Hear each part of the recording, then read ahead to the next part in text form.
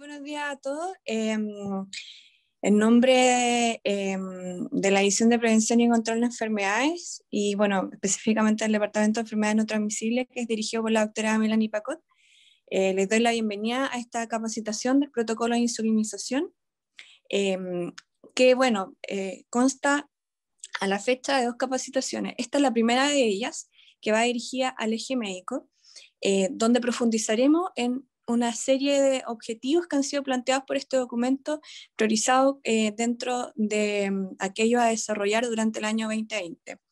El día de hoy nos acompaña la doctora Cecilia Vargas, quien es médico diabetólogo, es presidenta de la Sociedad Chilena de Diabetología, y bueno, ella trabaja actualmente en el Hospital Padre Hurtado y Clínica Alemana de Santiago. La doctora Vargas cuenta con una amplia experiencia y formó parte del panel de expertos quien desarrolló este protocolo de insulinización junto con un equipo multidisciplinario compuesto por médicos, enfermeras, nutricionistas y también, por supuesto, médicos no especialistas, considerando la importancia del abordaje de atención primaria que tienen ellos. La sesión se va a organizar de manera tal que inicialmente doctora Vargas va a hacer su presentación y ustedes pueden ir dejando sus preguntas en el chat. Luego, dependiendo de la cantidad de estas, vamos a seleccionar algunas, las cuales van a ser resueltas al final de la sesión. Bien, vamos a comenzar entonces, doctora Vargas, si es que está todo ok. Sí, estoy hidratando. Súper, entonces cuando quiera puede compartir pantalla y podemos comenzar. Les agradezco mucho a todos ustedes, a los que han pesquisado, quienes pesquisaron esta necesidad, sobre todo al equipo encabezado por la doctora Melanie Pacot, también a todos los centros de salud que tienen que estar a cargo de los pacientes con diabetes, que es un tremendo trabajo, ¿ya? Y de insulinoterapia en las personas con diabetes tipo 2.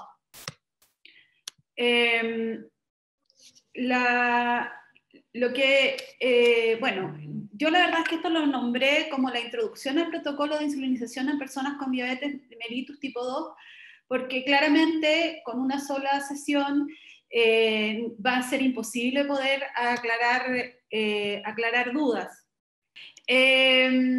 Estos son mis conflictos de interés, ¿ya? Pero yo creo que lo más importante es que, más que tener un conflicto, tengo un interés, que es que nosotros podamos aprender de todo esto y podamos hacer, y podamos mejorar en la atención de las personas con diabetes, sobre todo aquellos que requieren insulinoterapia. Este es el protocolo de insulinización que ustedes ya conocen y ya conocen también probablemente el link de acceso. Y estos son los autores, ¿ya? Como verán, dentro de los autores hay enfermeras matronas, nutricionistas, químicos farmacéuticos, psicólogos, médicos, y bueno, y en la gestión y en la edición de este protocolo participaron también personas no necesariamente miembros de equipos de salud, sino que también hubo técnicos, coordinadores, revisores, etc. Como verán, se involucró un equipo multidisciplinario, ¿ya? Para el desarrollo de estas guías, porque sin lugar a duda el manejo de las personas con diabetes tiene que estar a cargo de un equipo multidisciplinario que trabaje en conjunto y al mismo tiempo, no de manera individual, cumpliendo con las visitas de los pacientes, sino que en el fondo generando discusión de los pacientes que se están evaluando o controlando, sobre todo en circunstancias en las cuales se tenga que tomar ciertas decisiones en el cambio de la terapia o ¿por qué? Porque los pacientes no están respondiendo a los objetivos terapéuticos que uno desea. En general, lo más importante es de que este equipo multidisciplinario tiene que estar centrado en la persona con diabetes mellitus tipo 2. Y esta guía en particular está orientada al manejo de aquellas personas mayores de 14 años que deben iniciar insulinoterapia. Los contenidos de este protocolo incluyen mención acerca del tratamiento farmacológico de diabetes tipo 2 y una mención especial a las metas glicémicas. Hablan de la insulinoterapia en personas con diabetes tipo 2, los tipos de insulina, las indicaciones de insulinas análogas, los esquemas de insulina recomendados, la forma de administración de la insulina y cuándo y cómo insulinizar a la persona con diabetes. También se da un espacio al manejo de las personas con hemoglobina glicada por sobre la meta, pero menor a 10%, y cómo realizar el automonitoreo con glucosa capilar. También, qué hacer con el manejo de los antidiabéticos no insulina en este periodo, y cuándo referir a los especialistas. Y, por supuesto, que se mencionan las complicaciones y cómo manejar las complicaciones asociadas a la insulinoterapia. Los otros contenidos que van a ser evaluados en otras sesiones incluyen la educación que debe recibir el paciente y su entorno, la adherencia al tratamiento, cómo mejorarla, y el manejo nutricional.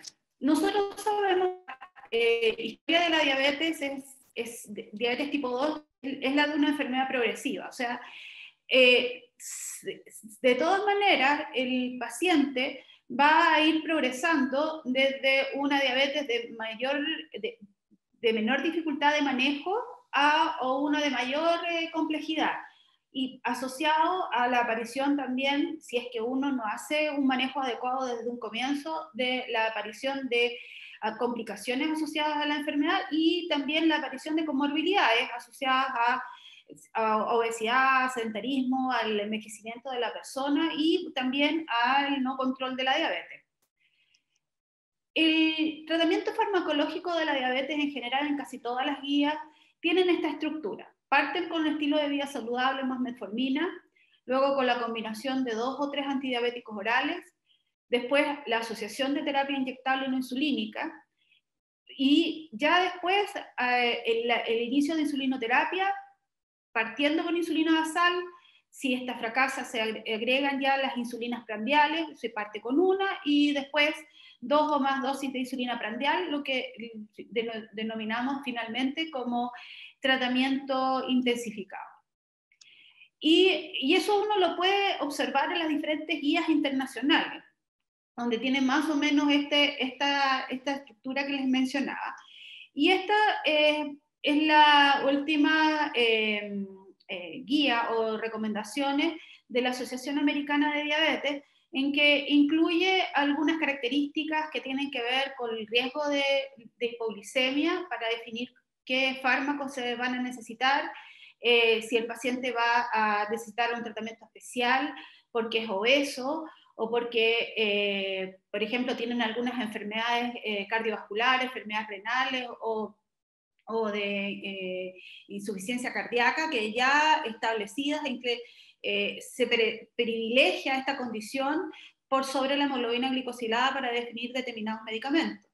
Pero también tiene esta guía, lo que nosotros nos vemos enfrentados es que tener que tomar decisiones en relación al costo de estas terapias o nuevas terapias y adaptar esta situación del costo a la realidad local.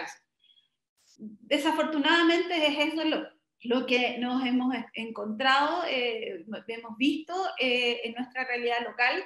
Esperamos esto que se modifique, que efectivamente se pueda demostrar que el uso de terapias más modernas, con mejores perfil de seguridad, incluso beneficios cardiovasculares, puedan ser incorporados en la guía local, en nuestra guía chilena, ¿ya? Porque claramente en la medida que nosotros incorporamos más medicamentos, postergamos también el uso de la insulinoterapia.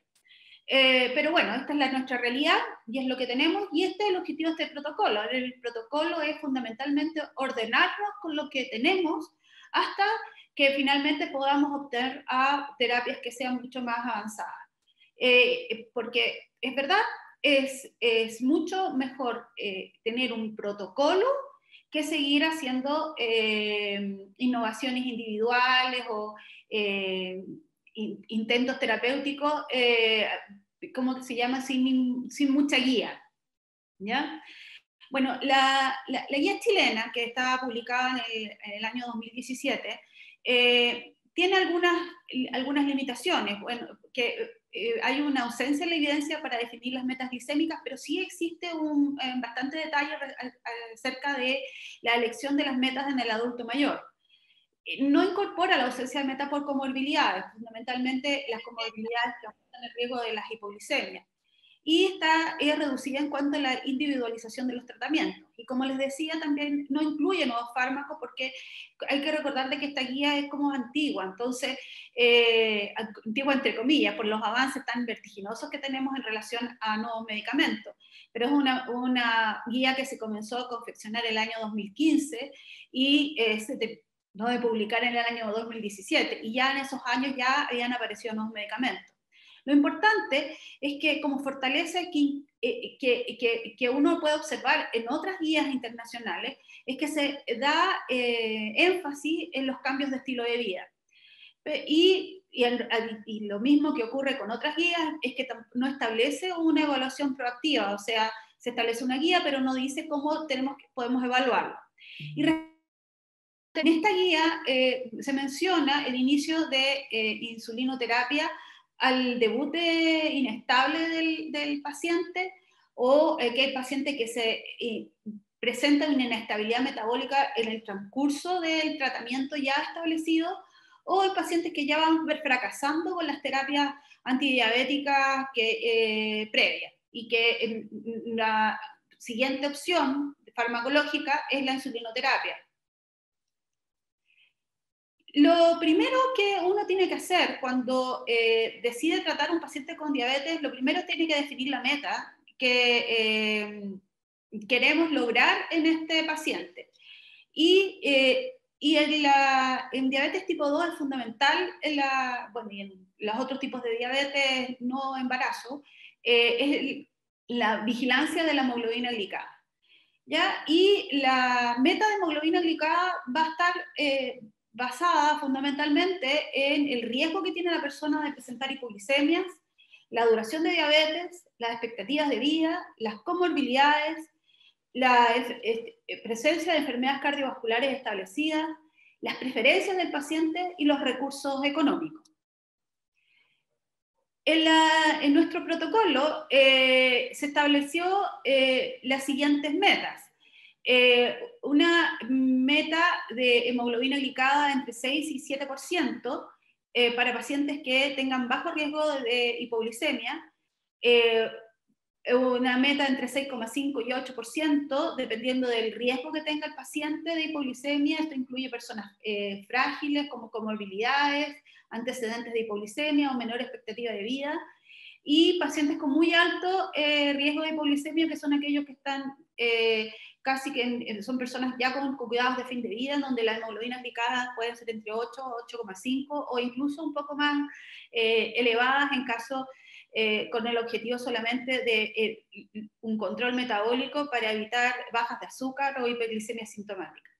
Por supuesto que si nosotros establecemos metas de hemoglobina glicosilada, las metas glicémicas pre-comida y post-comida tienen que estar más o menos acorde a estas metas de hemoglobina glicosilada. Y eso es lo que también podemos observar en las columnas que encuentran a mano derecha. El tema de las metas, les voy a volver a mostrar la diapositiva, en donde están las metas de hemoglobina glicada que están relacionadas fundamentalmente al riesgo que presentan de las personas de presentar hipoglicemia. Y va a depender también de la fragilidad y de los pacientes y las expectativas de vida que tengan esto. En la medida de que estemos usando terapias que sean con menor riesgo de hipoglicemia, las metas glicémicas pueden ser mucho más estrictas. pero si ya nos encontramos con pacientes que tienen que usar terapia con mayor riesgo de bajas de azúcar y que estas bajas de azúcar los afecten más, entonces las metas glicémicas tienen que ser más laxas. Y eso es lo que muestra esta gráfica, en donde a mano izquierda podemos encontrar las metas de hemoglobina glicosilada y a mano derecha están las metas de glicemias pre-comida y post-comida que corresponderían a cada una de estas metas de hemoglobina glicada. ¿Cuáles son los criterios de fragilidad para definir también la meta que vamos a decidir en este paciente? Es que deben ser al menos algunas de las siguientes. Mayor de 75 años, la presencia de comorbilidades crónicas significativas, desnutrición, dependencia. Recuerde que desnutrición en el adulto mayor, estado nutricional se define con otros valores de índice de masa corporal.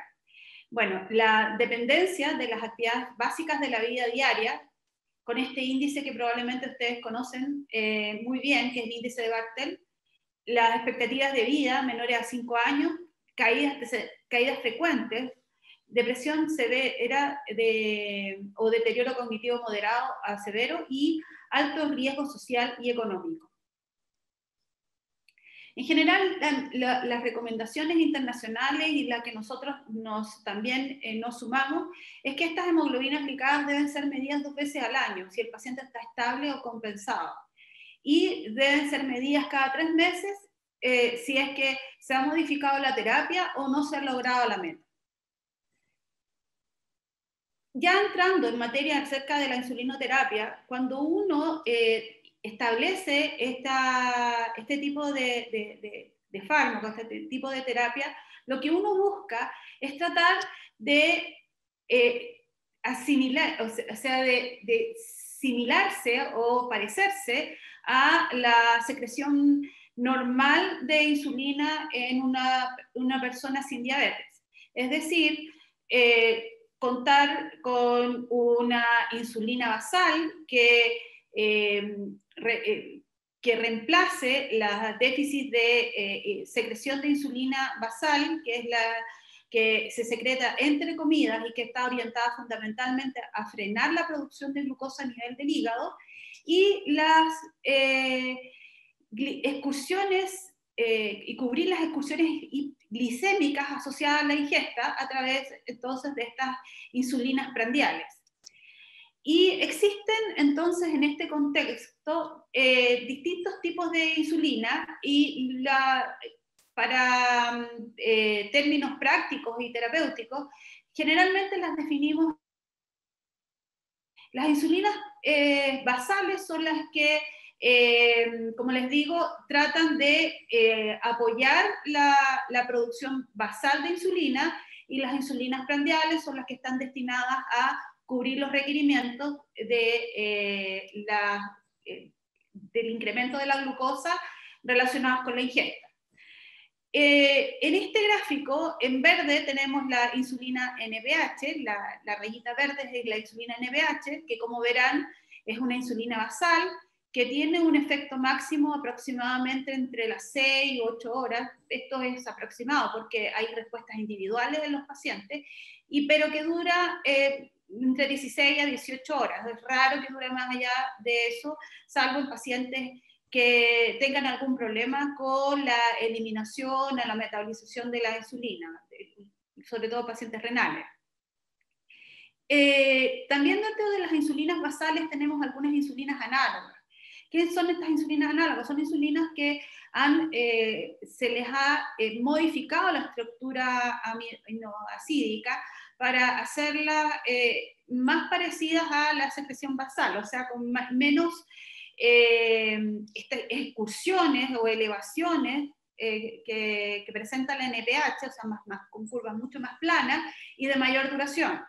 Y ahí, en este sentido, tenemos las primeras insulinas análogas basales que se desarrollaron, que fueron la insulina Detemir y Glargina, conocidas como Lantus y Levemir, ¿ya? Y que después apareció ¿cómo que se llama estas? Las bioequivalentes, Basaglar, que es otra U100. Y después, más recientemente, se incorporaron las insulinas ultra prolongadas, que también son insulinas basales, que son mucho más planas y de mucho mayor duración, que la insulina Toujeo puede durar hasta 36 horas y la Degludec puede durar 42, incluso más horas. Por eso pero su curva de acción es más plana. Pero a pesar de que estas insulinas, las últimas, tienen una duración mayor, la indicación sigue siendo diaria. A mano izquierda están las curvas de las insulinas prandiales. En amarillo está la insulina regular o cristalina, que como verán tiene una curva un poco más plana y tiene una duración mayor, lo que hace que uno tenga que administrarla al menos con 30 minutos antes del inicio de la ingesta de los alimentos de los pacientes, y uno sabe que el paciente puede presentar, si el bolo no fue adecuado, una baja de azúcar post-bolo. Y más hacia la izquierda tenemos las dos últimas insulinas, que son insulinas análogas, la insulina ultra rápida, en donde está la Pidra, la Humalog y la Novorapid, ¿ya? Que son insulinas de acción muchísimo más corta y con un pic de acción también más elevado. Y más recientemente, en la curva roja, quería mostrar las más recientes ultra rápidas, que son las ultra rápidas, que tienen un tiempo de acción muchísimo más inmediato y un pic de acción también que se logra con anterioridad en comparación con las ultra rápidas un poquito más antiguas. Lo importante sí es que en diabetes tipo 2 nosotros inicialmente manejamos a los pacientes con insulinas basales, así que es muy importante conocerlas, estas insulinas. ¿Cuándo uno debe elegir estas insulinas análogas?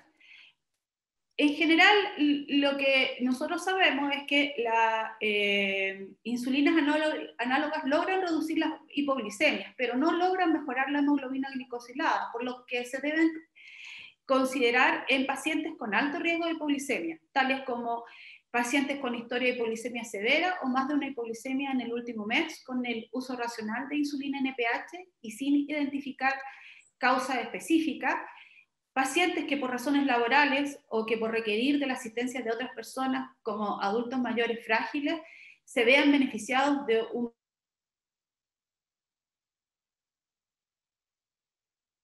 solo con jeringas para la administración de insulina NPH, considerar la indicación de insulinas análogas en aquellos pacientes con problemas de destreza o agudeza visual para el uso de las jeringas. ¿Cuáles son los esquemas de insulina que se recomiendan?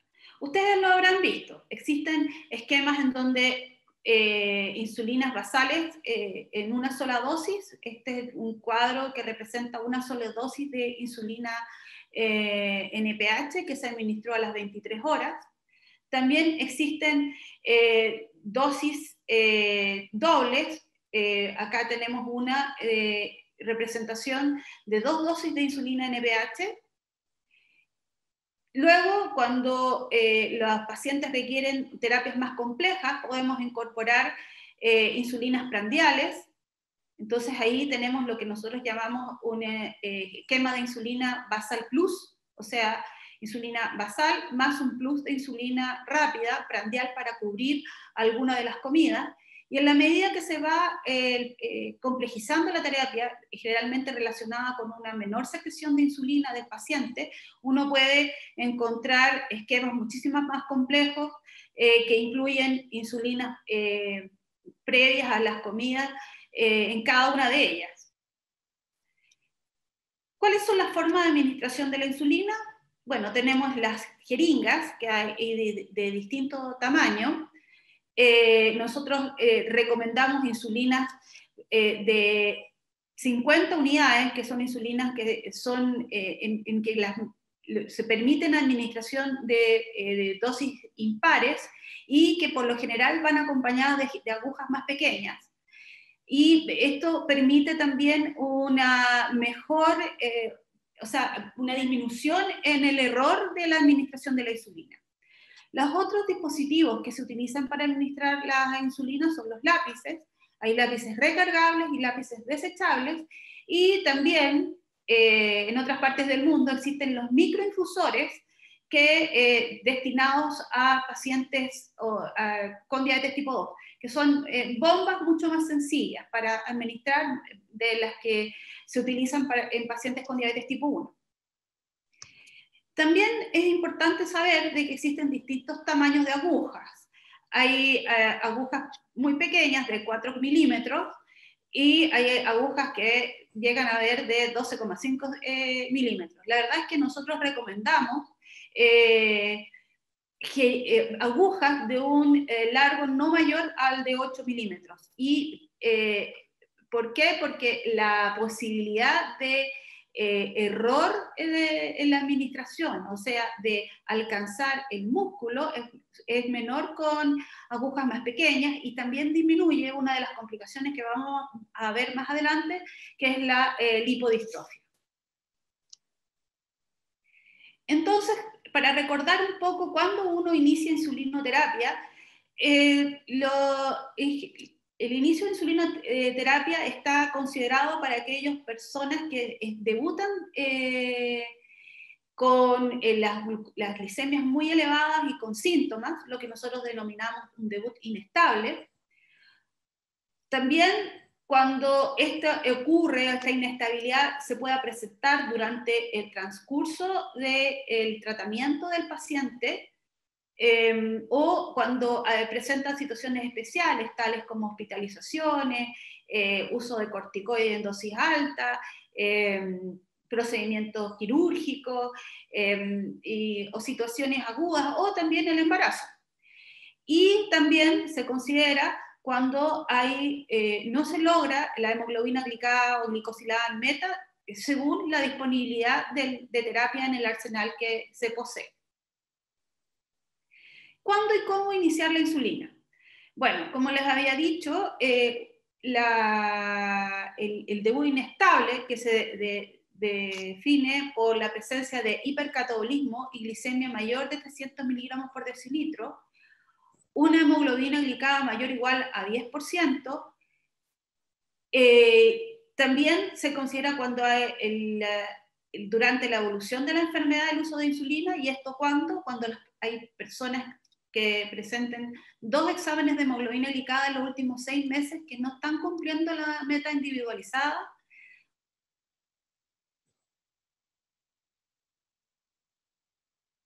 mal control metabólico, y en las últimas 2 semanas a 6 meses. Y también en situaciones especiales, como les había dicho, embarazo, hiperglicemia hospitalaria, patología intercurrente y tratamiento con esteroides. Y este es el protocolo. O sea, una vez ya definido que al paciente le vamos a iniciar insulina, entonces nosotros hemos propuesto este protocolo.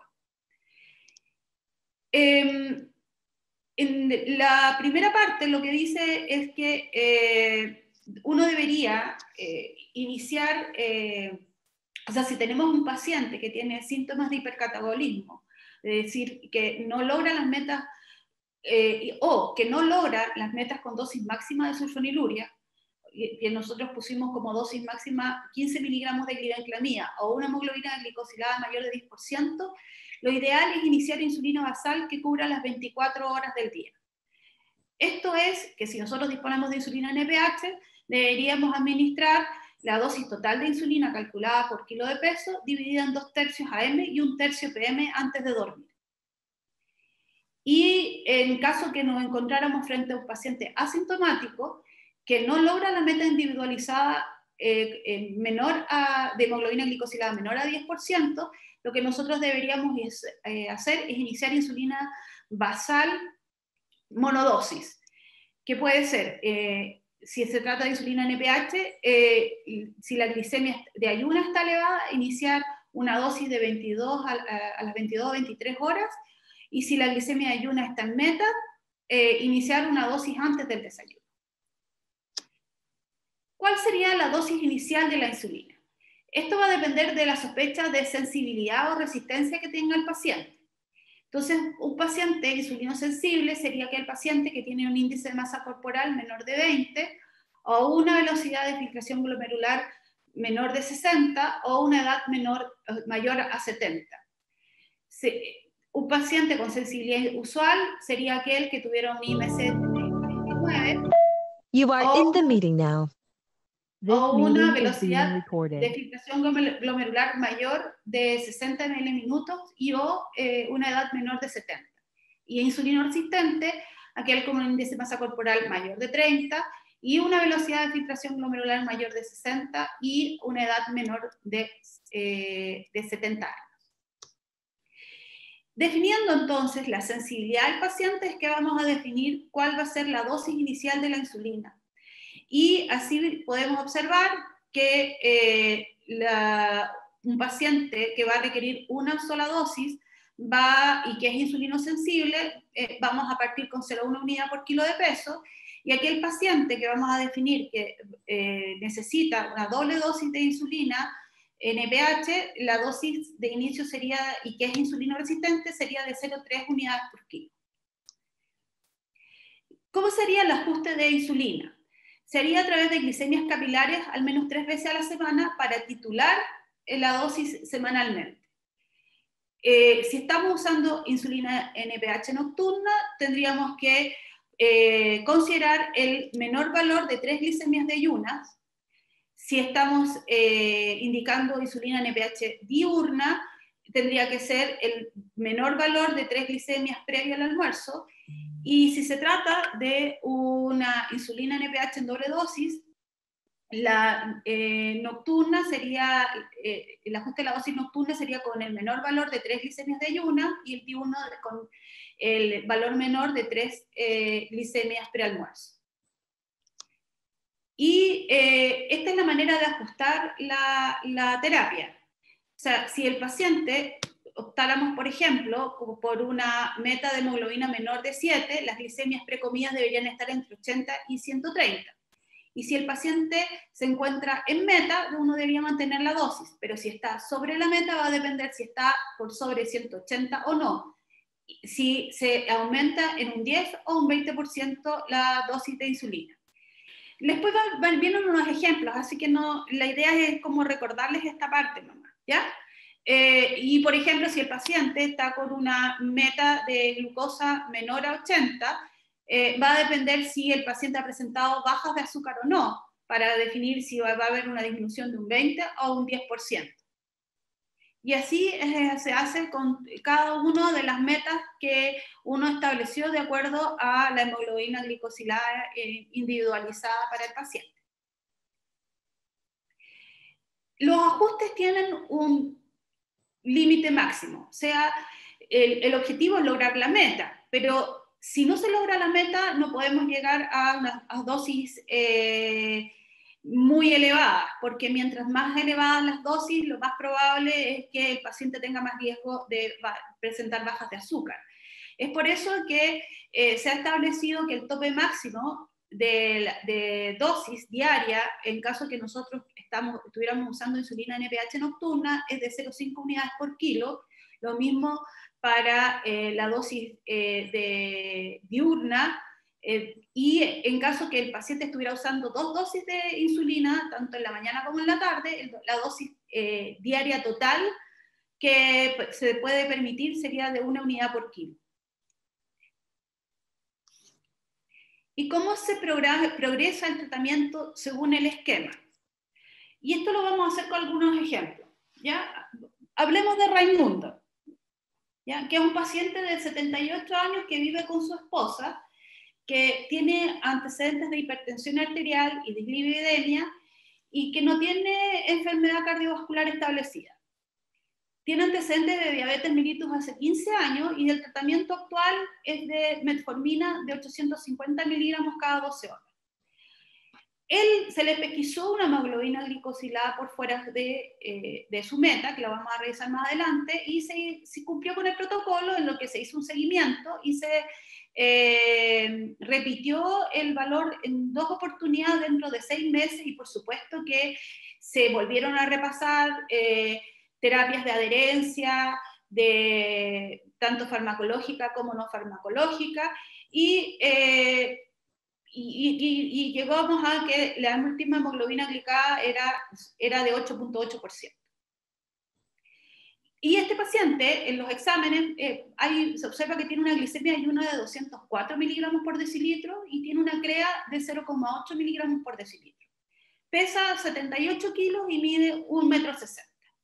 Entonces, ¿cuál sería la terapia antidiabética de Raimundo en atención primaria según la disponibilidad actual de los fármacos? No tiene acceso a comprar otros medicamentos y tampoco existen otros fármacos más lo que ustedes ya conocen en atención primaria. Entonces, lo primero que tenemos que preguntarnos es ¿cómo está la meta? Y entonces nos vamos al cuadrito de las metas. Nos encontramos que Raimundo debería tener una meta de hemoglobina glicosilada menor de 8%, porque se encuentra en posee estas características de riesgo de hipoglicemia. Es una persona frágil, con comorbilidades, y por lo tanto uno debería pensar de que la hemoglobina glicada ideal para este paciente sería un 8%. Y por supuesto que si decidimos que esta es su meta, las metas glicémicas precomida y poscomida serían las que está enmarcando con el círculo. ¿Cuál sería la dosis inicial? Entonces, la dosis inicial de este paciente, como habrán visto, es un paciente que tiene más de 78 años, por lo tanto, sería un paciente insulinosensible. Y si es insulinosensible y es un paciente que se encuentra asintomático, lo más probable es que requiera y que tiene una glicemia ayuna por sobre la meta específica para este paciente.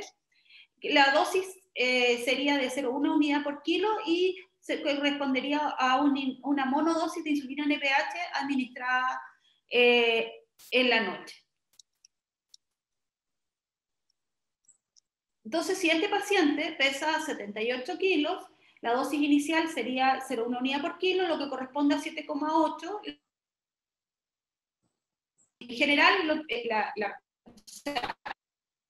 la razón de elegir este horario es fundamentalmente para hacer coincidir la máxima de la insulina NPH con el momento en que empieza el paciente a estar más disponible a despertarse si es que presenta una hipoglicemia, y también coincide con el pic de las hormonas de contrarregulación que se elevan en las primeras horas de la mañana.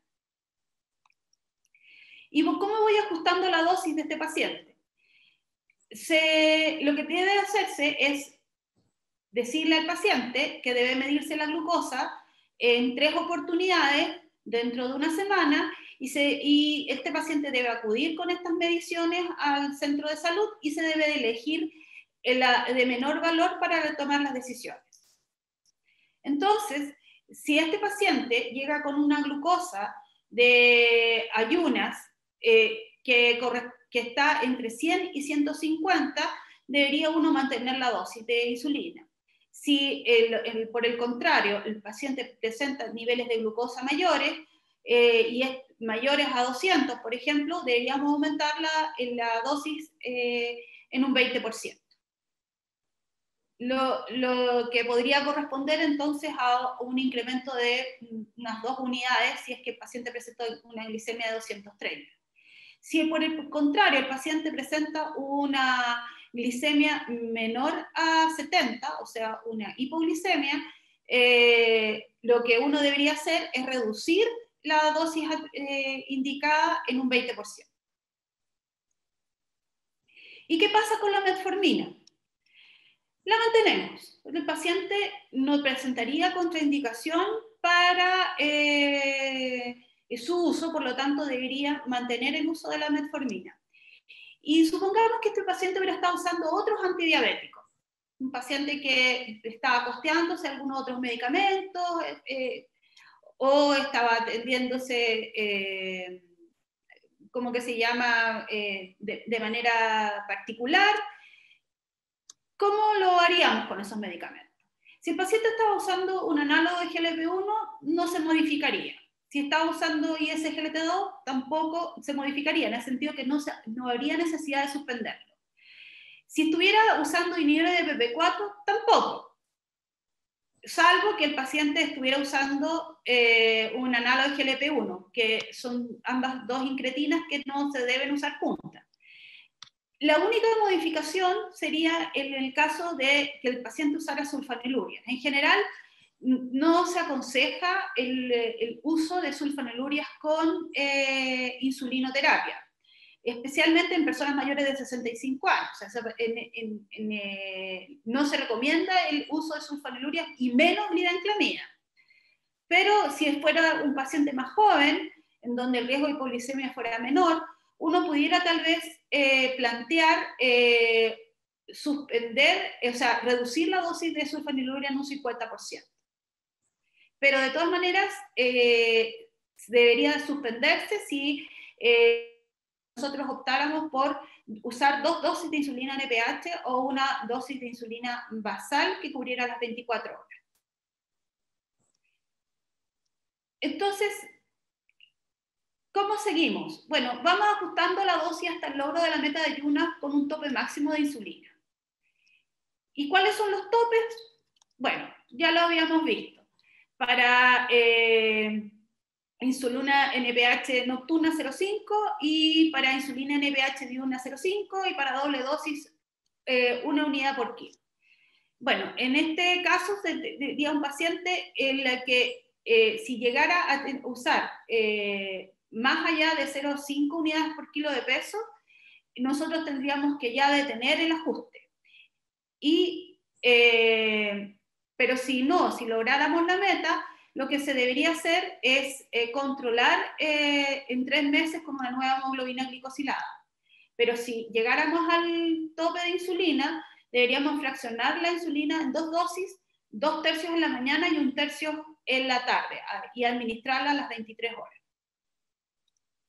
Y después, bueno, vamos ajustando hasta el logro de la meta de ayunas con el tope máximo de insulina, que es el que tengo acá abajo para acordarnos bien.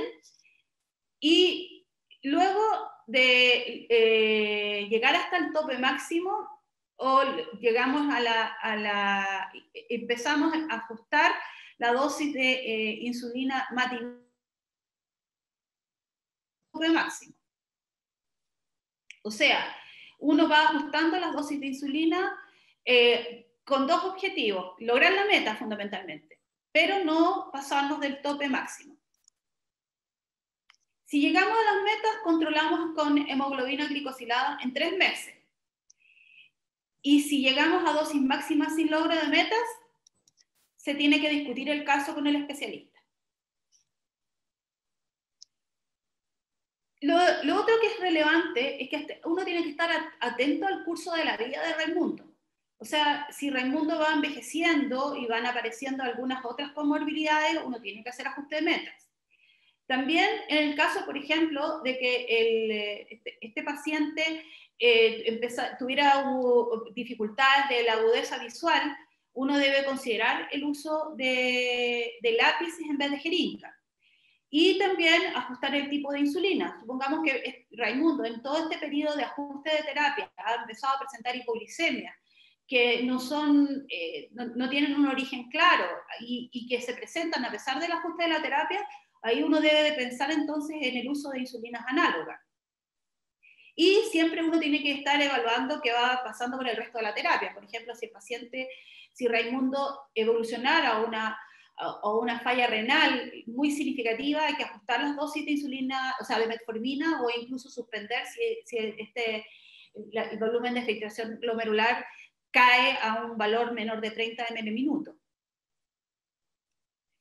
Entonces, súper importante recordar de que este paciente siempre va a tener la indicación eventual de usar insulinas análogas. ¿Por qué? Porque puede tener riesgo de hipoglicemia, y también porque por alguna razón puede que se quede solo y que requiera de la asistencia de una persona que lo puede ir a ver una vez al día. Entonces uno debería optar por insulinas que pudieran, que permitan una dosis diaria y con una cobertura de 24 horas. Y también, como les decía, si el paciente empieza a presentar problemas de agudeza visual, también una opción, dado que no contamos con lápices para insulina NPH, es usar insulinas análogas para, que sí vienen en lápices, y por lo tanto se debería derivar este paciente a la atención secundaria. Hablemos de otro caso, hablemos de Verónica. Verónica tiene 36 años y tiene antecedentes de diabetes gestacional, es obesa, hipertensa, y consulta por un cuadro de 3 meses caracterizado por poliguria, polidipsia y baja de peso. Y trae exámenes de glucosa de 259 miligramos por decilitro, una hemoglobina glicosilada de 12%, una CREA de 0,79 y una orina completa sin cetona.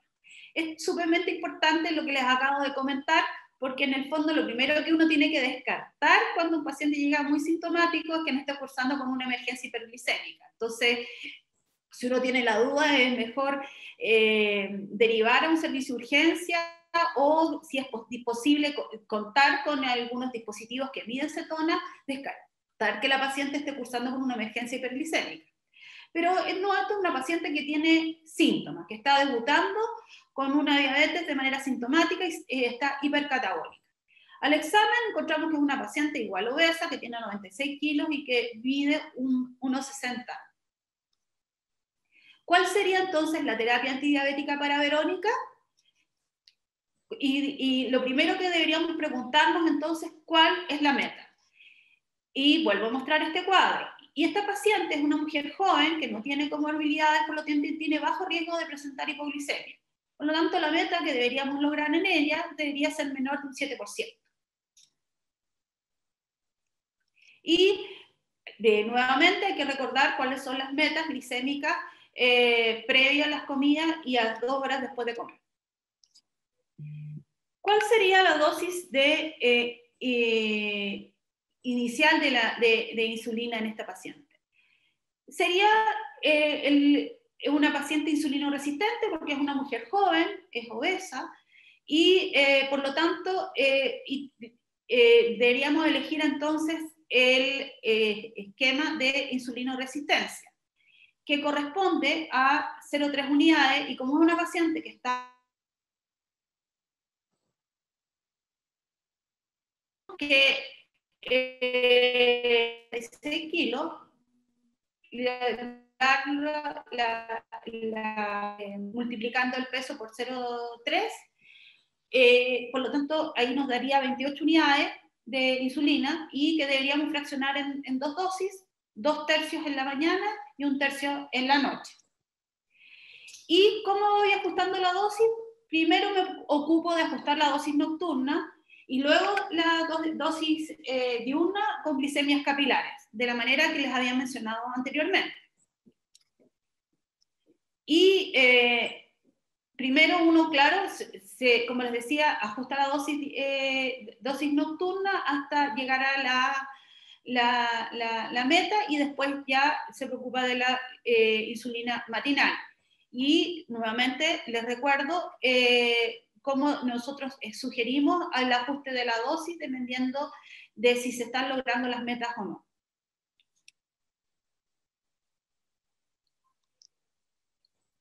Entonces vamos ajustando las dosis hasta lograr las metas precomidas con un tope máximo de insulina.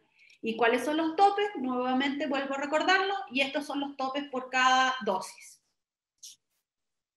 Si logramos la meta, se controla en 3 meses con hemoglobina glicosilada, y si llegamos a tope de insulina sin logro de meta, se incorpora al especialista en el tratamiento del paciente. ¿Qué otros aspectos podemos considerar? ¿Podemos iniciar metformina? Por supuesto, podemos iniciar metformina. Eventualmente, si el paciente lo puede costear, ¿se pueden incorporar otros antidiabéticos? Sí, menos la sulfaniluria.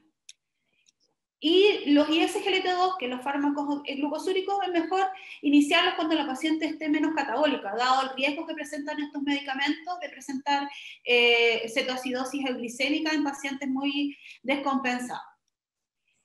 Es muy probable que haya una buena respuesta y que uno pueda suspender la insulina eventualmente e incluso quedar solo con metformina. Y en ese caso uno también puede plantearse tal vez usar dosis pequeñas de sulfaniluria, porque es una paciente que en el fondo pudiera usarlo por el bajo riesgo de presentar hipoglicemia. Y siempre, si uno va a usar insulina y sulfaniluria, o una u otra, siempre se tiene que tener especial cuidado con la prevención de las bajas de azúcar. Las otras situaciones, como les había mencionado anteriormente, en que se debe considerar el uso de insulina basal para las 24 horas del día, son aquellos pacientes que no logran una hemoglobina glicosilada con sulfaniluria en dosis máxima, por ejemplo, una glibenclamida de 15 miligramos al día, o una hemoglobina glicosilada mayor o igual al 10%. Cuando nosotros encontramos frente a esta situación, en personas con hemoglobina glicosilada sobre la meta individualizada, con un límite hasta hemoglobina, de hemoglobina glicosilada de hasta 10%, se deben realizar algunos pasos sobre la meta individualizada. En relación al tratamiento no farmacológico, es fundamental revisar si la paciente ha tenido una consulta nutricional en los últimos 6 meses. Si ha tenido 2 o más consultas médicas en los últimos 6 meses. Si ha habido una evaluación y manejo por el equipo de salud mental, si es que te corresponde. Si se han logrado las metas de actividad física y ejercicio, y si ha recibido educación en el manejo de la diabetes. Respecto al tratamiento farmacológico, se debe evaluar si se trata de una persona con contraindicación para el uso de antidiabéticos disponibles en la canasta del centro de salud y sin disponibilidad de adquisición por sus medios de otros medicamentos. Si son personas menores de 65 años con buena función renal y que usan glibenclamida, o pacientes que no toleran dosis de más de 1.700 miligramos de metformina. O sea, todos estos aspectos son sumamente importantes para definir si el paciente debe iniciar insulinoterapia o se puede ajustar la terapia que ya está usando el paciente. ¿Cuáles serían los criterios de derivación a la atención secundaria? Cuando hay una sospecha fundada de diabetes tipo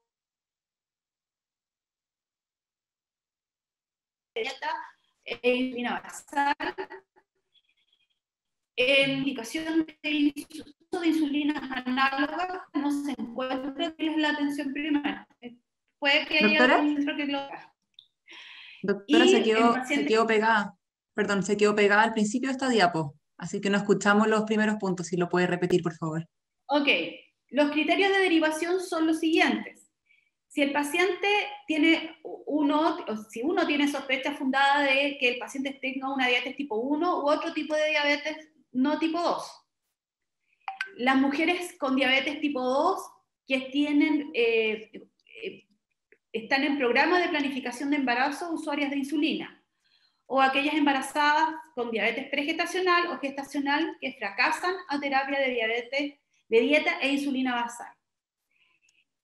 También aquellos pacientes con indicación de uso de insulinas análogas, pacientes que presentan hipoglicemias severas o hipoglicemias a repetición, y pacientes que presentan inestabilidad metabólica pese a terapia optimizada y buena adherencia a tratamiento farmacológico y no farmacológico.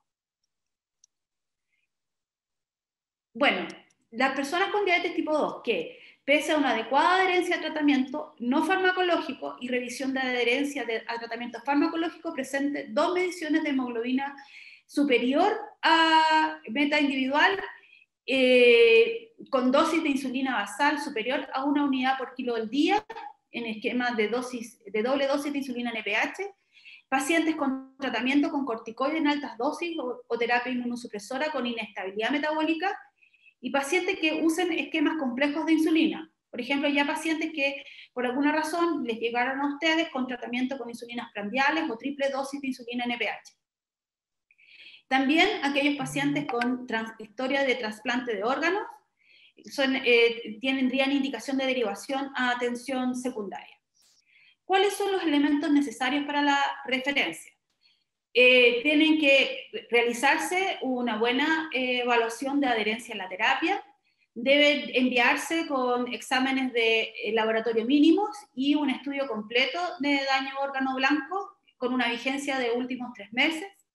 Se debe efectivamente ajustar la dosis de insulina basal hasta llegar a glicemia en ayunas en meta, salvo que no se logre y se llegue al tope, y se debe enviar la cartilla de automonitoreo de glicemia si corresponde. ¿Cuáles son las limitaciones de la insulinoterapia en diabetes tipo 2? Finalmente, las complicaciones que tiene la insulina en general, que es la ganancia de peso, la hipoglicemia y la lipodistrofia. La hipoglicemia es la principal limitante para el logro de las metas en el tratamiento de la diabetes mellitus y debe ser considerada una emergencia médica. La hipoglicemia se define como todo episodio de concentración de glucosa anormalmente baja que expone al individuo a un daño potencial. Si bien es cierto, no existe un valor exacto, se utiliza el valor operativo de 70 miligramos por decilitro. Y estos son los niveles de hipoglicemia que deben ser reportados y que tienen implicancias clínicas en las personas con diabetes. Tenemos las hipoglicemias de nivel 1, que son todos valores de glicemias menores a 70, que generalmente son asintomáticos y que exigen cambios de manejo si estas son recurrentes y deben ser tratadas de todas maneras para prevenir las hipoglicemias futuras. Luego tenemos las hipoglicemias de nivel 2, que son las clínicamente significativas, que están asociadas a elementos deleterios condiciones deleterias para los pacientes, y las severas, que son aquellas en las que los pacientes presentan compromisos cognitivos que determinan que los pacientes deben ser asistidos por otras personas o recibir glucagón u otras acciones de resucitación. Estas no están asociadas a un valor específico de glucosa, o sea, uno las trata porque el paciente está comprometido desde el sensorio. Las manifestaciones clínicas tienden a ser inespecíficas y dinámicas y se pueden dividir en 2 grupos, en hipoglicemias autonómicas, en manifestaciones autonómicas o neurogénicas y las neuroglucopénicas, siendo dentro de las neurogénicas autonómicas, que las que se presentan cuando recién el paciente está presentando el descenso de la baja de azúcar, las más frecuentes, la sudoración, la sensación de hambre y frío y las parestesia en los labios.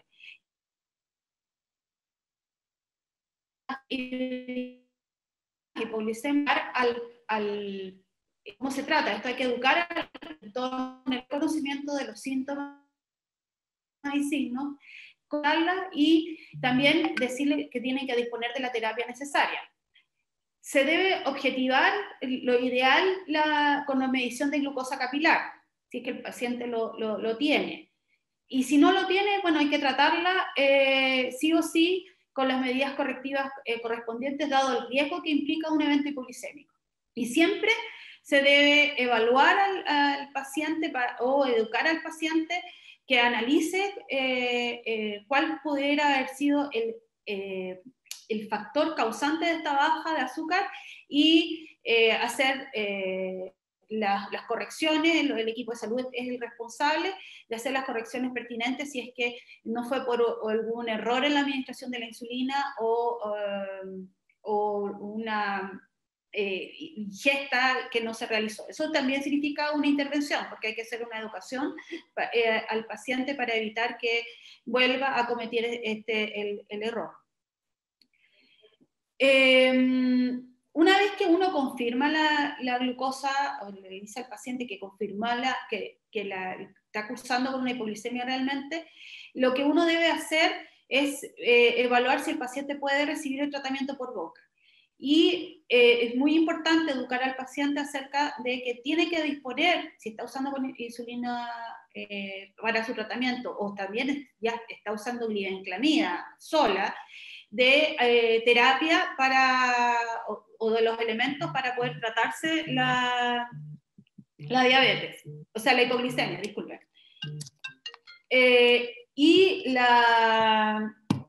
Y después de tratarse las hipoglicemias con administración de glucosa o de jugos o de tabletas de glucosa que también existen, uno tiene que decirle al paciente que debe monitorizarse la glucosa 15 minutos después, y si esta sigue en baja, debe repetir la ingesta de hidratos de carbono.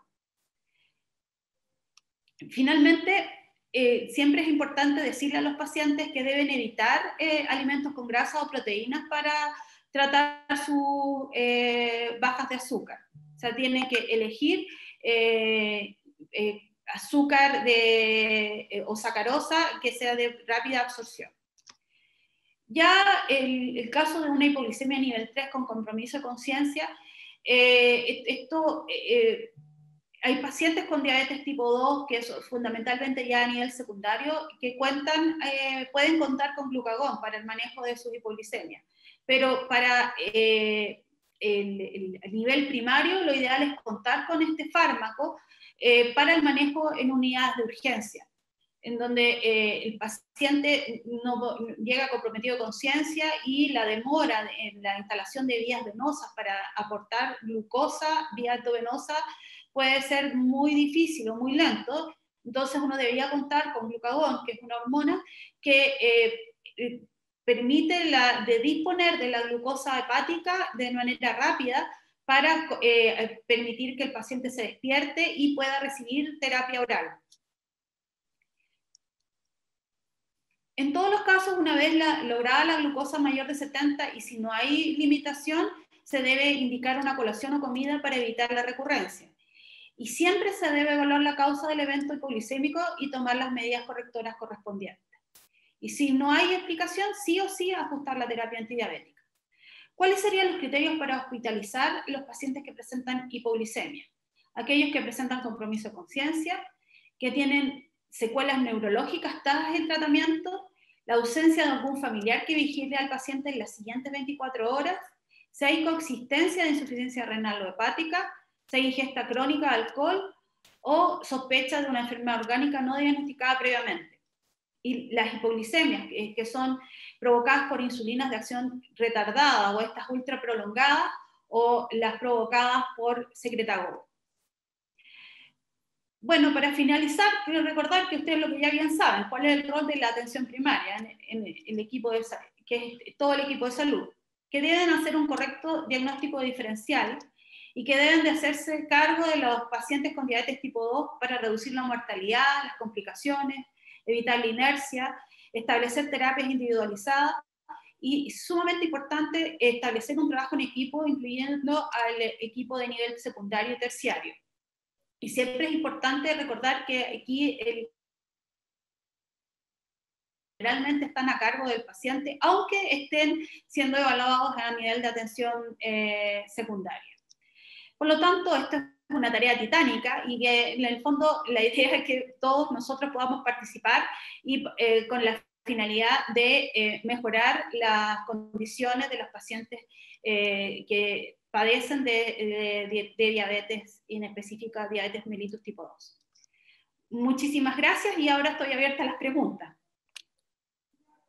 Muchas gracias, doctora Vargas.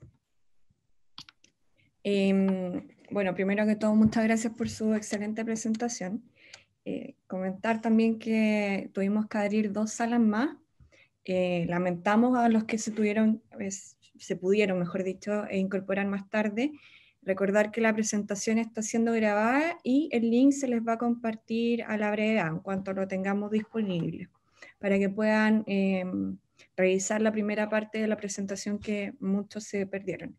Ya tenemos cerca de 1200 conectados, así que es muy, muy popular usted. Ya.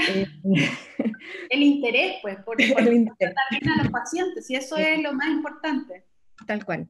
Bueno, vamos entonces rápidamente a las preguntas. La verdad, hay muchas preguntas, no hemos podido por un tema de tiempo seleccionarlas todas, pero vamos con la primera, la que dice, creo que es clínicamente muy relevante ¿qué hacer con los pacientes adultos mayores? En un paciente de 70 años con glibenclamida, ¿se cambia insulina o no? Si es que es un adulto mayor, o prefiero el antidiabético oral, considerando que no hay otra alternativa en APS. En el fondo, en un paciente adulto mayor, ¿se preferiría insulina antes que glibenclamida? Depende del paciente. O sea, la recomendación del mismo MinSal, con apoyo de la doctora Carmen Gloria Elwin hace un par de años, desaconseja el uso de glibenclamida en adulto mayor. Y por lo tanto, la opción que queda de terapia es usar insulina NPH. Lo que sí, ¿cuál es la indicación? Es que una hipoglicemia por sulfaniluria del tipo de glibenclamida genera un mayor riesgo de presentar hipoglicemias más profundas y prolongadas. En cambio, una hipoglicemia asociada a insulina NPH, uno puede manejarla y tratarla y resolver el problema rápidamente. En cambio, una hipoglicemia por sulfaniluria es bastante más compleja de manejar. Por lo tanto, en general, nosotros preferimos usar insulina versus glibenclamida en pacientes en adultos mayores. Ahora, el arte de la medicina nos permite tal vez tomar decisiones en particular en algunos pacientes muy, muy saludables, adultos mayores en muy buenas condiciones, en donde nunca el riesgo de hipoglicemia es muy bajo, uno pudiera mantener una dosis pequeña de glibenclamida antes de usar insulina NPH, pero eso uno lo tiene que consignar y dejar claro en la ficha clínica, porque la recomendación es hacer el switch, hacer el cambio. Perfecto. Habían varias preguntas en relación al uso de glibenclamida en adultos mayores, así que esperamos con esto haber dejado un poco más claro. Otra pregunta que hay, en un paciente no insulino requeriente con hemoglobina glicosilada por encima de 10 y una sola dosis de metformina, ¿voy directo a insulina o trato de compensar primero vía oral? Esa también es una muy buena pregunta. Es un paciente asintomático, entiendo, Constanza.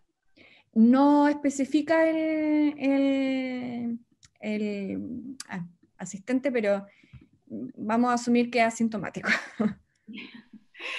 Bueno, nosotros tuvimos una tremenda discusión, y esta es una discusión que ocurre en todas partes, es decir, un paciente con hemoglobina glicada de 10% asintomático es absolutamente indicación de asintomático, que está recién debutando, que en el fondo está... al parecer.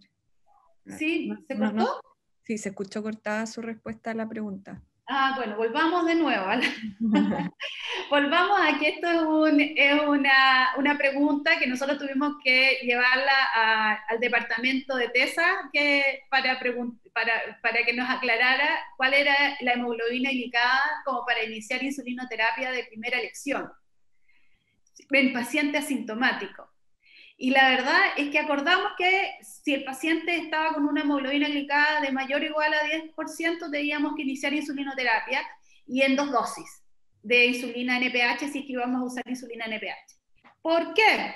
Porque la manera más segura y más rápida de compensar al paciente, ¿ya? Sin contar con otra terapia. Nosotros ya con un paciente que está con por sobre 1,5 o 2 puntos por sobre la meta, uno siempre debe considerar 2 fármacos. Entonces, nosotros en ese caso, el fármaco que tendríamos que utilizar sería metformina en dosis máxima e insulina en particular. El uso de glibenclamida puede ser un poco problemático en este escenario, dado que no sabemos cuál va a ser la evolución de este paciente. Entonces, el ajuste más seguro se permitiría con insulinoterapia. Ahora, si se tratara de un paciente que estuviera con una muy pésima adherencia a la terapia no farmacológica, o sea, se comiera como 5 panes o 6 panes, tal vez uno pudiera intentar reducir la ingesta o buena terapia, aumentar la dosis de metformina, pero uno tendría que monitorizar al paciente así casi cada 3 días o semanalmente para asegurarnos de que el paciente va a responder a esa intervención.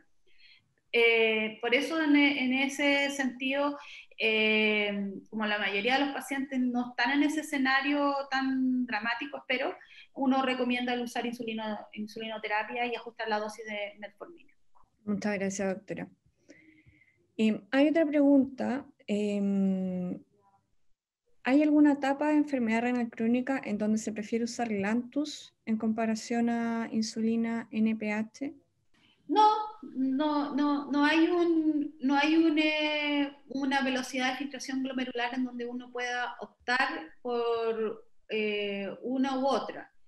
Es el riesgo que tiene el paciente de presentar hipoglicemia. Un paciente con falla renal en general tiene mayor riesgo de presentar hipoglicemia, y si el paciente, ¿cómo que se llama?, se ve con esas características, deberíamos iniciar insulina análoga, en general.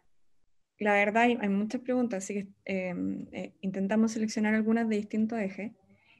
Hay otra respecto a la sensibilidad a insulina, que es un tema que nosotros igual discutimos harto en el panel. La sensibilidad a insulina tiene que cumplir con los 3 criterios, ya que se mencionan en cada categoría 3 aspectos, pero puede que cumpla con solo uno de ellos. Eso es lo que hablábamos de si el paciente necesariamente tiene que tener sí o sí el IMC superior a tanto o inferior, la velocidad filtrada glomerular, esa tablita, doctora. Es que sí, en la tablita uno puede observar que la sensibilidad es O sea, basta con uno de ellos para clasificarlo como insulino sensible. Y en la insulinoresistencia es I, ¿me entienden? O sea, en el fondo, claro, definimos que debía tener esas características para no, fundamentalmente es el riesgo de la baja de azúcar, ¿me entiendes?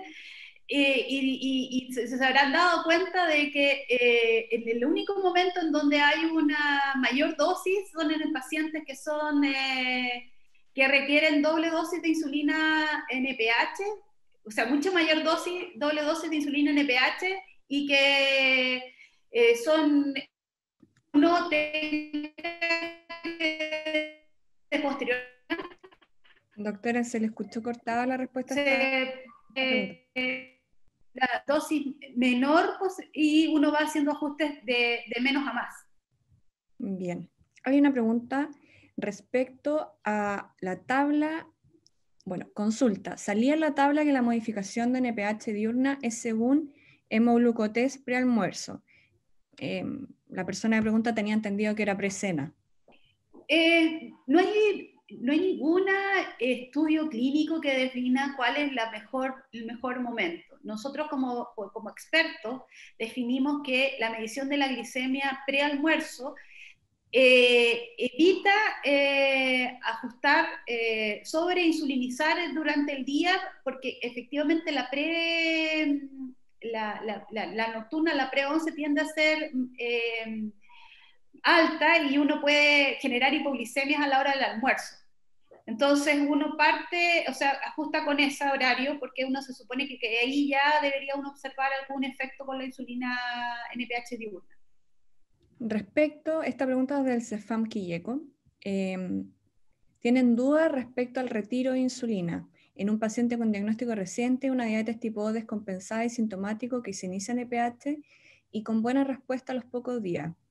La duda es si se sugiere continuar con insulina o cambiar a hipoglicemia antiorales, y en caso de cambiar a hipoglicemia antiorales, ¿cómo debe realizarse? Esta pregunta también hay por lo menos 3 o 4 personas que hicieron una consulta similar.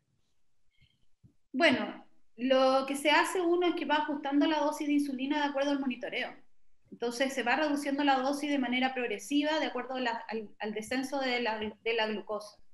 En general uno va bajando la dosis si se va acercando la glicemia a menor de 100 o si presenta niveles aún más bajos, etc. Si uno va reduciendo de manera paulatina, así como uno va ajustando hacia arriba, va haciendo ajustes hacia abajo.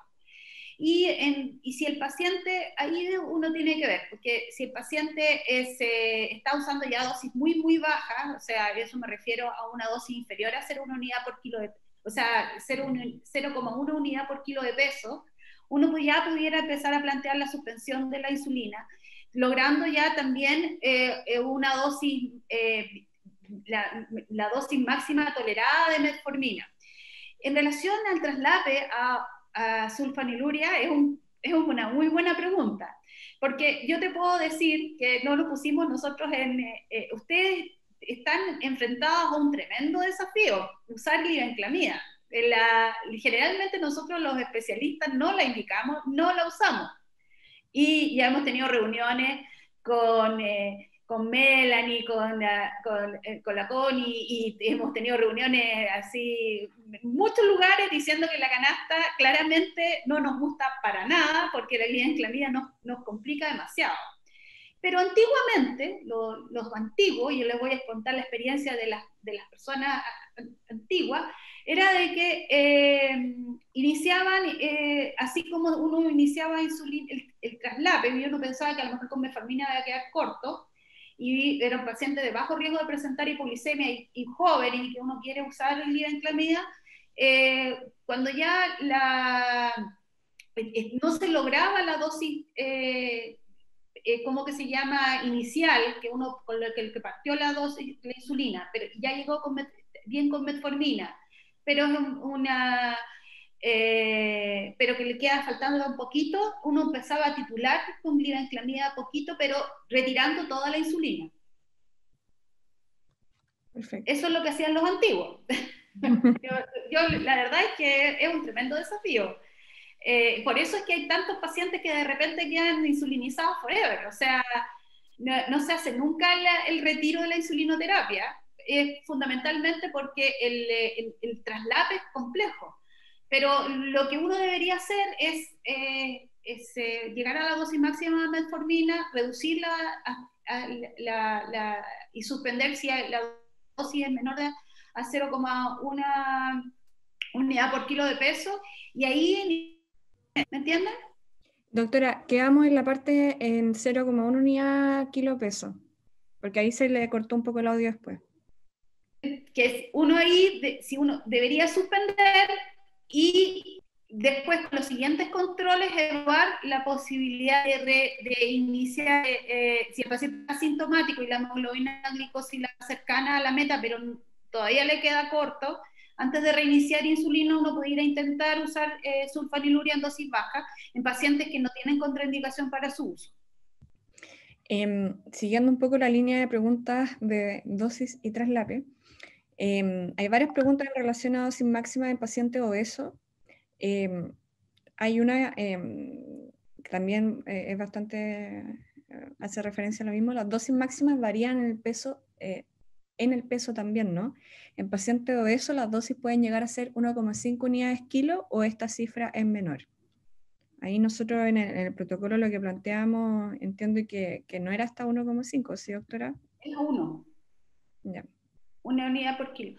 Lo que pasa es que les voy a contar una experiencia que nos pasa a nosotros los que trabajamos tanto en el área privada como en el área pública, en que los pacientes usan mucha insulina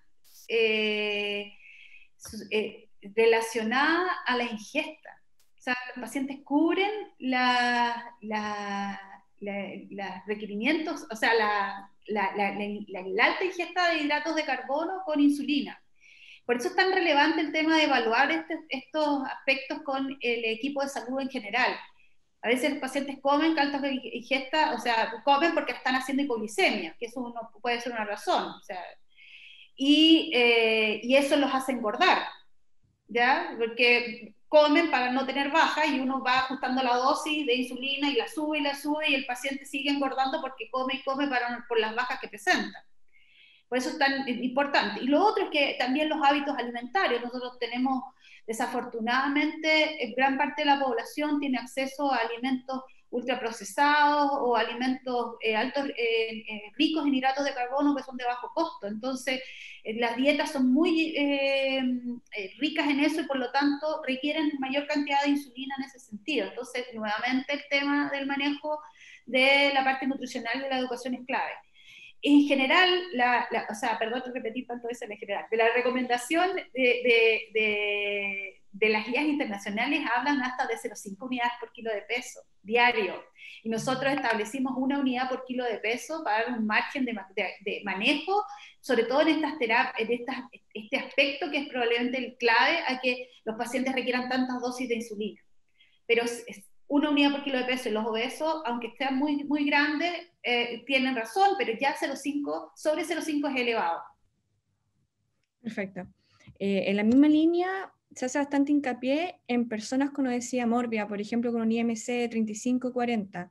Seguimos con dosis máxima a 1 unidad kilo y, por ejemplo, el caso de un paciente de 100 kilos, ¿no hay tope de NPH?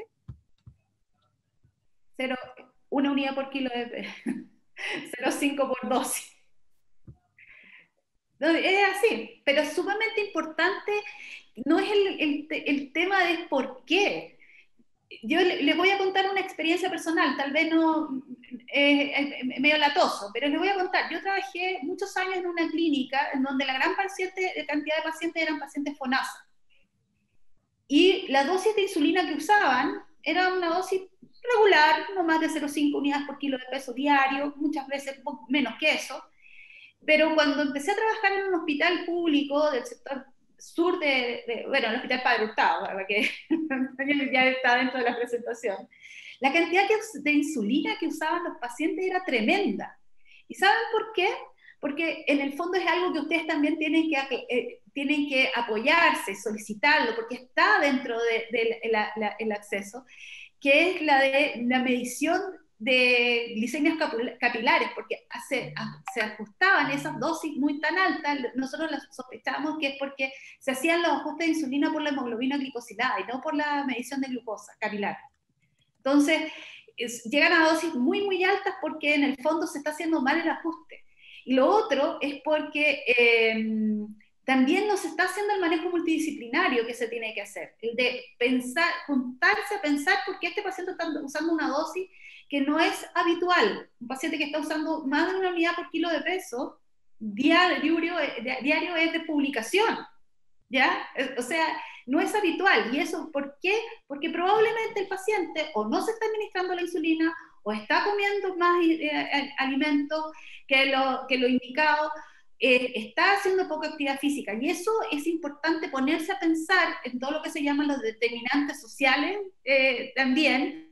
Pero si usted se encuentra con un paciente que está con 1 unidad por kilo de peso y ustedes ya hicieron todo lo que pensaron, derívenlo. Nosotros no hacemos cargo y vemos lo que hacemos en la atención secundaria. ¿Ya? No se calienten mal, derívenlo o discútanlo. Lo ideal es discutirlo previamente, tal vez con el equipo de salud a través de consultoría, hospital digital, etcétera, pero hagan algo en el fondo. ¿Ya? Bueno, pasando un poco el tema de las unidades máximas, hay una consulta respecto a las glucometrías. ¿Existe indicación de realizar ajustes de insulinoterapia con glucometrías postprandiales en vez de precomidas? Para basales, solamente precomidas.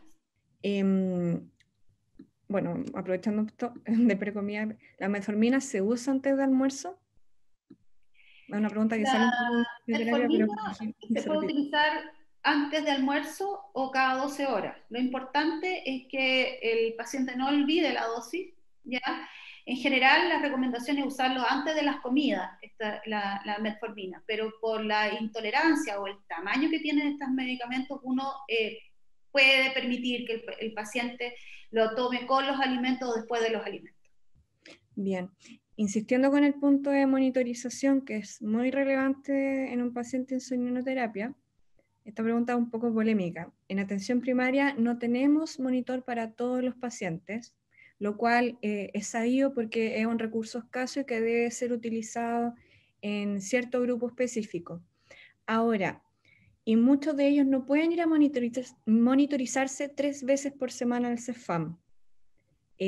¿Cómo puedo ajustar al paciente sin hemoglucotest? ¿O derivo al especialista en ese caso? Yo creo que es imposible ajustarlo sin hemoglucotest. O sea, un recurso limitante. Hay que... Es súper limitante. O sea, si uno va a hacer ajuste de terapia, tiene que usar hemoglucotest. Ahora, es sumamente importante ver por qué ese CEFAM no tiene glucómetro. Porque hay CEFAM que sí lo tiene. Entonces, ¿eso por qué? Eso es porque, en parte porque es sumamente el tema de la gestión local. ¿Ya? Porque dentro del fondo de farmacia, corríjanme, Melanie o Connie, si me equivoco, existe la posibilidad de contar con glucometrías y cintas para algún grupo de pacientes. Y este grupo de pacientes en particular son aquellos que requieren ajuste. O sea, los que están debutando o los que necesitamos ajustar insulinoterapia. Entonces, es sumamente importante hacer las gestiones locales y estimular a las autoridades a contar con estos dispositivos, porque de otra manera es imposible. Bien. Brevemente, quería hacer mención al hecho de derivación, que hay muchas preguntas al respecto. Ahí Melanie si quiere complementar. La derivación actualmente también nosotros estamos, antes de derivar, implementando el paso hospital digital en la célula de diabetología, que está implementada en gran parte de los servicios de salud de nuestro país. La célula hospital digital cuenta con especialistas diabetólogos que pueden resolver distintas dudas, tanto de tratamiento como de diagnóstico. También aquí estoy leyendo algunas preguntas, por ejemplo, de cómo sospechamos diabetes MODIAN, APS y una serie de otras que probablemente podamos discutir después. Gran parte de estas preguntas, para evitar derivación física del paciente, por decirlo de alguna manera, pueden utilizar la plataforma Hospital Digital si es que se encuentra disponible en su CEFAM o hospitales donde lo estén utilizando. Bien, hospitales comunitarios, para recalcar. Así que es una pequeña pausa comercial. Pueden informarse más con sus referentes. Por favor, consulten, nunca se queden con la duda. O sea, esa es una de las principales motivaciones que tenemos desde MinSal, poder acercar en el fondo estas soluciones y también específicamente soluciones digitales a todos ustedes que están en terreno haciendo en el fondo lo que es posible con los recursos que disponemos. Siempre tratando de mejorar, por supuesto, nosotros. Melanie, ¿quería agregar algo más o continúo con las preguntas? No, lo mismo Hospital Digital, o sea, yo creo que es una instancia que los invitamos a usar. En diabetes está implementado en todos los servicios de salud y en caso que ustedes no tengan clave para hacer interconsultas a través de Hospital Digital, tienen que contactarse con su referente de salud digital de su servicio de salud.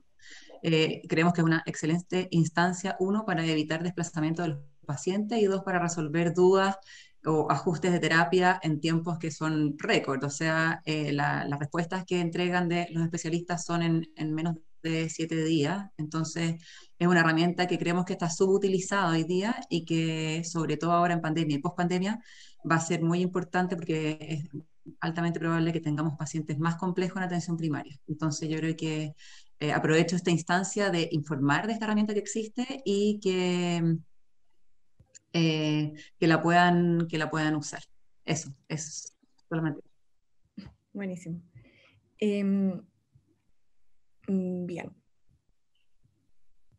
Ya que lo mencionamos previamente, puede ser algo bastante poco frecuente. ¿Cómo sospechamos diabetes MODY en APS? Es difícil sospechar otro tipo de diabetes porque no tenemos muchas herramientas tampoco. O sea, pero en el fondo el MODY es un tipo de diabetes que afecta a menores de personas jóvenes, menores de 25, de 30 años, que tienen un alto pedigrí, o sea, como tienen mucha familia con diabetes, y que no tienen elementos de diabetes tipo 2, en el sentido de que son más bien delgados, no tienen, ¿cómo que se llama?, hipertensión arterial, tienen insulinoresistencia. Ahora eso es muy difícil en estos momentos porque por la obesidad se empiezan a aparecer estos elementos en personas, en cualquiera, que suba de peso. Pero en el fondo uno tiene la sospecha de MODY, es sumamente importante derivar para poder iniciar una terapia adecuada, porque estos pacientes sí efectivamente hay un grupo que puede responder bastante bien a sulfonilurea y evitar la insulinoterapia. Pero es eso, lo que es más como importante. Perfecto. Respecto a esquemas, hay varias preguntas respecto a esquemas, seleccionamos algunas. ¿Ya? ¿Cuándo iniciar esquema mixto con NPH y cristalina en APS? Y ahí, bueno, piden especificación a las cuántas unidades por kilo de NPH y cuántas unidades de cristalina. Bueno, nosotros no hablamos mucho de esto en el protocolo de insulinización, porque no todo el mundo cuenta con insulina prandial, o sea, insulina cristalina. Pero es una alternativa que uno puede considerar para disminuir un poquito la carga de trabajo que se tiene a nivel de atención secundaria. Recuerde que la atención secundaria somos bien pocos los que trabajamos en los hospitales públicos. Entonces, y por lo tanto, asignar esta responsabilidad a la atención primaria sería fabuloso. Lo que uno hace es el basal plus, o sea, uno ya logra las metas glicémicas pre-comida de los pacientes, evalúa todos los aspectos para mejorar la adherencia, etcétera, pero si el paciente sigue presentando hemoglobina glicada elevada, significa que en el fondo todavía no está faltando tratamiento. Entonces, la opción es o hacer una monitorización de la glucosa e identificar cuál es el momento donde hay mayor excursión hiperglicémica durante el día, o sea, si fue post-almuerzo, post-11 o post-desayuno. Pero eso no se hace en ningún lado. Es muy complejo porque significa mucha cinta, mucha monitorización y a los pacientes no les gusta tanto. Entonces lo que uno hace es identificar el momento del día o la comida en donde más carbohidratos tiene el paciente, hacer como una encuesta alimentaria. Le dice al paciente, bueno, ¿usted en qué momento come más comida? Y ahí uno le pregunta si cuánta cantidad de pan come, etc. Y lo que uno hace es iniciar un plus de insulina rápida en esa comida en donde más consumo de hidratos de carbono. Y la recomendación es iniciar con un 20% de la basal que se está usando en ese momento. Perfecto. Ahí se quedó pegada la Antonia. Si se ayuda con la nutricionista, decir, oye, este paciente come 60 hidratos de carbono y poner una unidad por cada 15 carbohidratos que come. Pero lo que uno recomienda es hacerlo por porcentaje.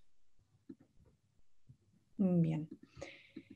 Debido al tiempo, vamos a poder realizar probablemente 2 preguntas más, una también relacionada a los esquemas y la otra ya de derivación.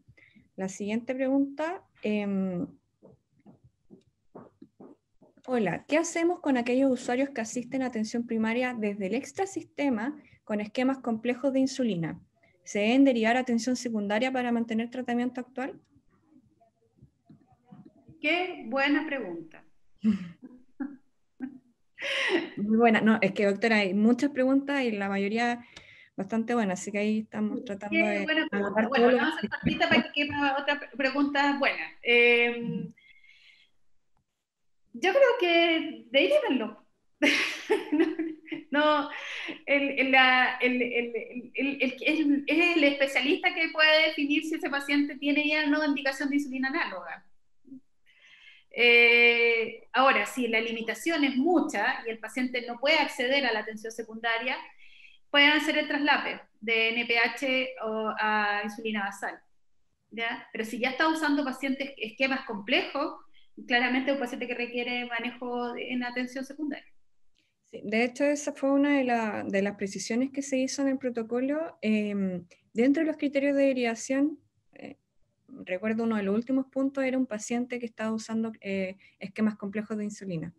Ahí lo invitamos a hacer revisión del documento técnico, que consta de un resumen ejecutivo y de un documento un poco más extenso, y ahí están descritos los criterios de derivación en ambos, por si los quisieran revisar. Bien, a propósito del criterio de derivación, ¿cuántas hipoglicemias para derivar al paciente? En el protocolo nosotros pusimos pacientes que presentaban hipoglicemias a repetición y no pusimos un número, ¿ya? Que presentaban hipoglicemias a repetición y que no había una causa que se pudiera corregir en la atención primaria. Por ejemplo, error en dosis, ¿ya? O sea, que el paciente no comprende y está usando una jeringa diferente, etc. O sea, eso es como lo primero que hay que ¿cómo que se llama? Descartar. Y yo creo que con más de una que el paciente en donde no haya una explicación clara, es un paciente que debería ya ser derivado a la atención secundaria. Perfecto.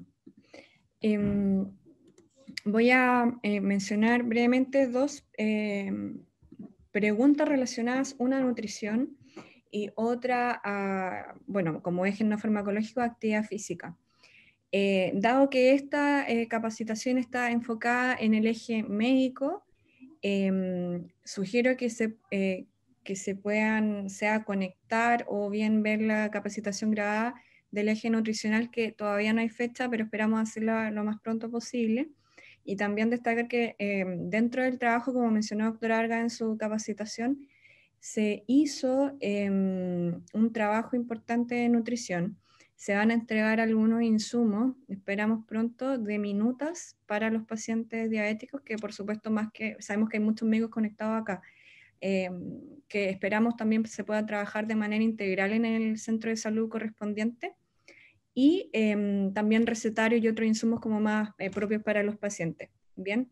Y por supuesto un abordaje, un eje más nutricional.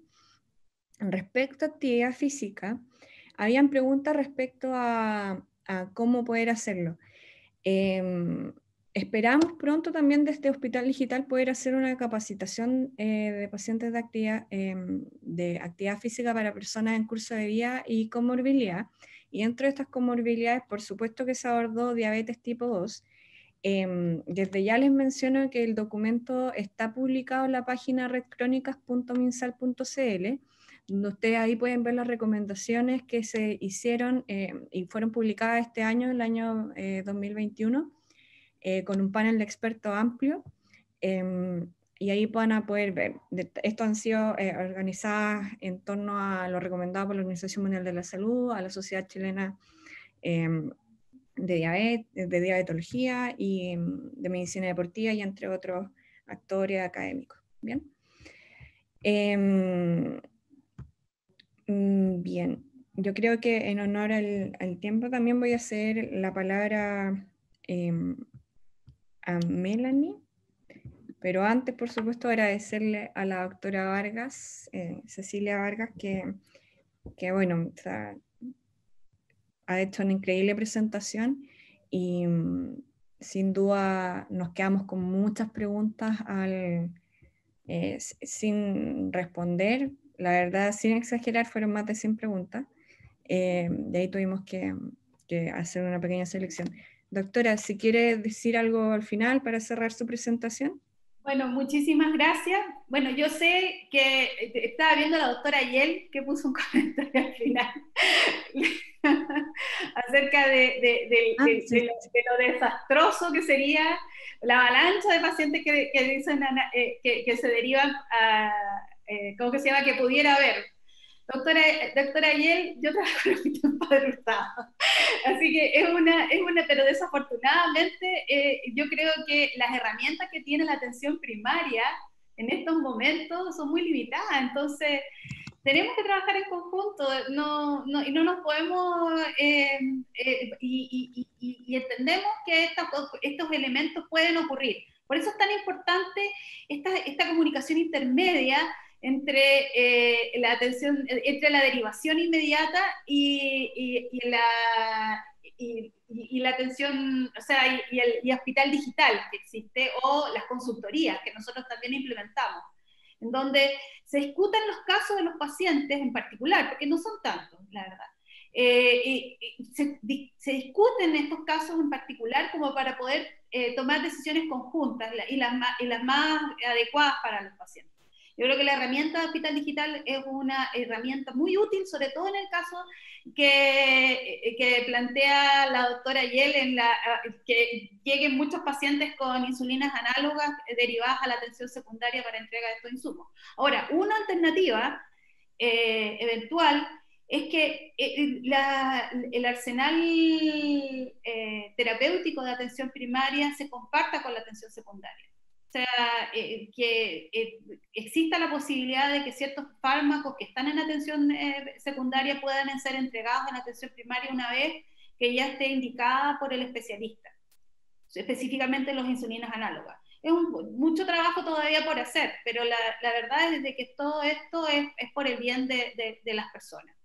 Y por eso estamos acá trabajando. Muy bien. Muchas gracias, doctora, nuevamente. Increíble su ayuda a lo largo de todo este proceso.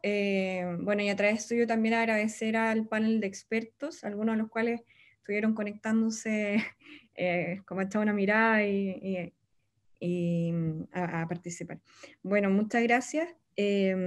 Antes de hacer la palabra a Melanie, quería hacer un pequeño comentario referente a lo mismo que les estaba diciendo. En la página web redcrónicas.minsal.cl ustedes podrán encontrar una serie de documentos dentro de los cuales quisiera destacar brevemente la estrategia HEARTS en las Américas, que muchos de ustedes probablemente ya lo han escuchado, en la cual es liderada de la Organización Panamericana de la Salud, y pueden encontrar también material relacionado que les puede ser de mucha utilidad, del algoritmo y protocolo de tratamiento de la hipertensión arterial para personas de 15 años o más. Ahí lo pueden descargar, que les puede ser de mucha utilidad en su centro de salud. Bien, estos son basados en evidencia. También ahí probablemente la doctora Pacot va a querer hacer un comentario posterior.